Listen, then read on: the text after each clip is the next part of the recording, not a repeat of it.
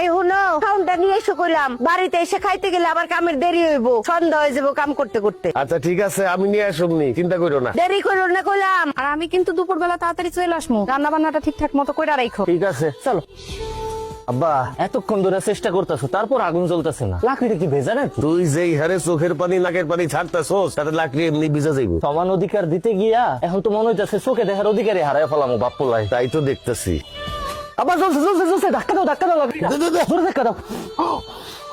ও ভাবি, আপনি কে? কিস্তি আলি। ভাবি কই? আপনি আলিফের বউ না? হ, আমি আলিফের বউ, কিন্তু আপনার বউ কই? বাপের বাড়িতে গেছে। ভাই আহে নাই, আপনি এসেন কেন? আরে ভাই, প্রত্যেকদিন কি আপনার ভাইরই আসতে হইব? তার অন্য কোনো কাজ থাকতে পারে না? শরীর খারাপ হইতে পারে না? আগামী 15 দিন আমি কিস্তি তুলবো। ভাবি তো 3 সপ্তাহ কিস্তি বাকি, তাড়াতাড়ি টাকাটা দেন। 3 সপ্তাহের কিস্তি রেডি করে আছে, আসেন। কই? টাকা তো ঘরে। নিয়ে আসেন। আরে বাড়িতে এসেন, নাস্তা করবেন, কথা বলবেন, আসেন তো ঘরে আহেন। মানে কি? কিস্তি 3টা জায়গায় 6টা দেবো, 3টা খাতা উঠবেন আর 3টা আপনার জন্য বোনাস। ও তো বাপের বাড়ি, বুঝেন না? হরামির বাচ্চা, তুই এসব কি কইতাছস? কিস্তি দেবো, আসেন না একটু ভিতরে। তোরে জুতোটা দিয়া পিডামু, তোর কিস্তি আলিফ এসে নিব।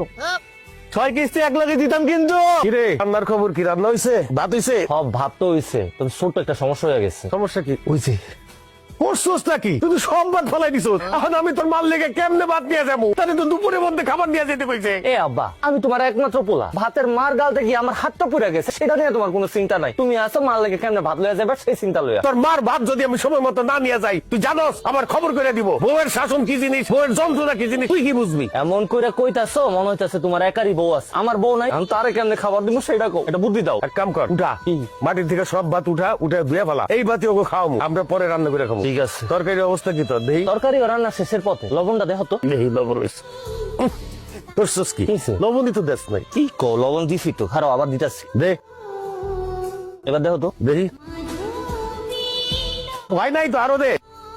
এবার দেখো, ফুসকেন সব হারাইয়া ফেলাইছো। তুমি তো একই চামচের থেকে বারবার লবণ সাইকা দেখতেছো, লবণটা হইবটা কেমনে? এখান থেকে দেখো, পাতিল থেকে দেখো দেখো।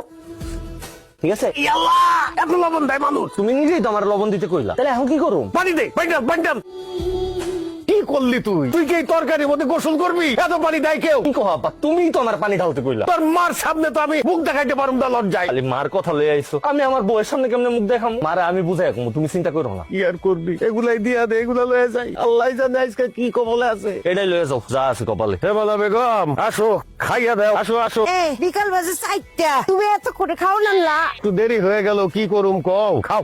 কামাক গেছেন আমার? মোরে কামাক গায় নাই, একটু ঠিক মতো কাম করতে হইব। আমার কাম আমি বুঝুম। আর দুইয়া তুমি আমার সাথে খায় না? না কে খাইতে হইব? তুমি প্লেটে খাও আর আমি বাটিতে খাইতেছি।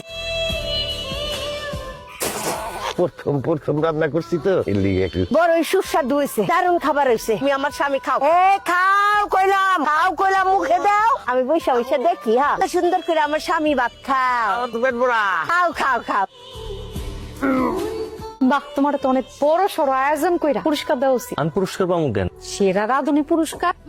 তোমার হাতের রান্না এত চমৎকার হয়েছে, মনে হয়েছে ঢাকা সোনারগাঁর হোটেলের খাবার খাইছি। রান্নাটা খারাপ হয়েছে দেখে আমার এমনি করে খোসা না দিলেও পারতাম। মনে হইতাছে তুমি একেবারে কাজ কাম করে আজকে উদ্ধার করে ফেলাইছো। তুমি যে কিস্তি উড়াইতে গেছো, কয়জনের কিস্তি উড়াইছো? মাত্র 3 জনের কিস্তি লিয়ে বাড়িতে আইছো।